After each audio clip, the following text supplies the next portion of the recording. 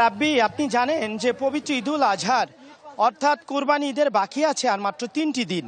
তো আজকে বৃহস্পতিবার চুয়াডাঙ্গার সবচেয়ে বড় একটি পশুর হাট বসেছে এবং এই হাটটি ঐতিহ্যবাহী হাট। এটি চুয়াডাঙ্গা জীবননগর উপজেলার শিয়ালমারি পশু হাট। আমি এখানে এসেছি, আপনাকে যদি একটু দেখাতে চেষ্টা করি আপনি দেখবেন যে প্রচুর গরু এই হাটে। একেবারেই হাটের যতটুকু জায়গা, প্রতিটি জায়গা জুড়ে শুধু গরু। আর যারা গরু কেনা বেচা করতে এসেছেন তারা আপনি দেখছেন এই যে এবং প্রতিটি দীর্ঘদেহী গরু কিন্তু এই হাটে এসেছে। আর প্রচুর গরুর ব্যাপারী এবং সেই সাথে গরু এই হাটে আছে, পাশাপাশি ছাগল, ভেড়া, প্রতিটি পশুই কিন্তু এই হাটে আছে। তো সকাল থেকে বিশেষ করে দুপুরের পর থেকে এই হাটে বেচাকেনা জমে উঠেছে।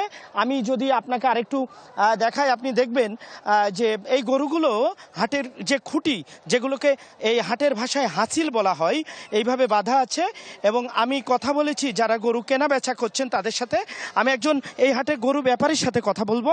আপনি যদি আমাদেরকে একটু জানান যে আজকে হাটের বেচাকেনার কি অবস্থা। আসসালামু আলাইকুম, আমি শিয়ালমারি পশু হাট থেকে বলছি। বর্তমান গরু যে বাজার, সেই গো খাদ্যের যে দাম, সেই তুলনায় খুব কম। এই হাটে কেমন বেচাকেনা হচ্ছে? বেচা কিনা একেবারে নর্মাল বললেই হয়।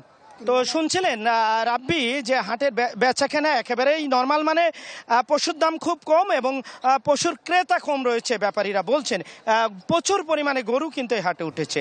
এই অবস্থা রাব্বি। জি লিটন, আপনাকে ধন্যবাদ। দর্শক, চুয়াডাঙ্গা থেকে পশুর হাটের খবর জানাচ্ছিলেন সহকর্মী রেজাউল করিম লিটন। নগদে 500 টাকা বা তার বেশি পেমেন্টে পেতে পারেন ঢাকায় জমিসহ 20 কোটি টাকার পুরস্কার।